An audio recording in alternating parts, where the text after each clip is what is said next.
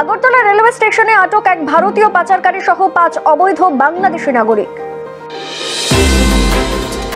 Agartala বাধারাঘাট railway স্টেশনে GRP ও RPF এর কর্মীরা যৌথ অভিযান চালিয়ে ভারত বাংলাদেশের সীমান্ত পেরিয়ে অবৈধভাবে ভারতে প্রবেশ করা 5 জন বাংলাদেশি নাগরিক সহ এক ভারতীয় পাচারকারীকে আটক করে।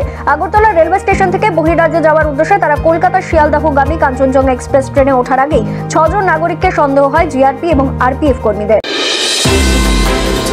তখনই তাদের আগরতলা রেলওয়ে স্টেশন থেকে আটক করা হয়েছে বলে জানিয়েছেন ভারপ্রাপ্ত জিআরপি থানার ইন্সপেক্টর সঞ্জিত সেন।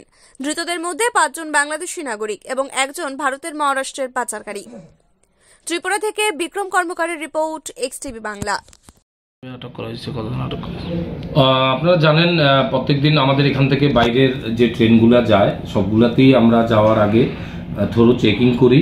আমরা জিআরপি এবং আরপিএফ এর অফিসার এবং স্টাফ সবাই মিলে আমরা এটা জয়েন্টলি করি।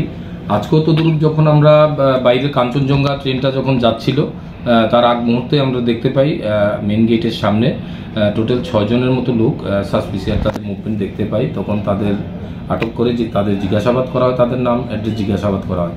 তখন তারা তাদের নাম এবং অ্যাড্রেসগুলো বলে এবং স্বীকার করে তাদের মধ্যে 5 জন তারা বাংলাদেশি ন্যাশনাল, আরেকজন মহারাষ্ট্রের বাসিন্দা। তো তাদের সন্দেহ হাতে তাদের আটক করেছি। ওখানে সার্চ করে তাদের বিভিন্ন রকম তাদের কাছ থেকে Bangladeshi document, Indian document, mobile এগুলো সিজ করা। তাদের বিরুদ্ধে একটা স্পেসিফিক কেস নেওয়া হয়েছে আমাদের এখানে। কেস নেওয়ার পর আমরা আজকে তাদের কোর্টে পাঠাচ্ছি। তাদের মধ্যে থেকে একজনকে আমরা ইন্ডিয়ান যে টাউট আছে তাকে রিমান্ডে আনবো। রিমান্ডে আনার পর দেখবো এখানে লোকাল আর কেউ জড়িত আছে কিনা, তাদেরও আমরা অ্যারেস্ট করার চেষ্টা করব। তাদের নামগুলি কি কি? তাদের নাম হচ্ছে বেলাল হোসেন, সোহেল মিয়া, আজিজুল হাকিম, সামিন এবং হাফিজুল ইসলাম। আর ইন্ডিয়ান টাউটটা যে আছে তার নাম রুনি মুকসিদ খান, সে মহারাষ্ট্রে থাকে। কি কারণে আসলো? মানে কি রুনি মুকসিদ খান এখন পর্যন্ত প্রাইমারি যে ইন্টারভিউশন আছে সে জিজ্ঞেস করার পর বলছে সে এখানে কাপড়ের গার্মেন্টসে থাকে এবং তাদেরও ওইখানে কাজে লাগাবে, এইটুকু পর্যন্ত এখন বলেছে। আর কোনো কিছু আছে কিনা সেটা আমরা রিমান্ড। তাদের কাছ থেকে কি মানে কোনো জিনিসপত্র কোনো উদ্ধার করা হয়েছে?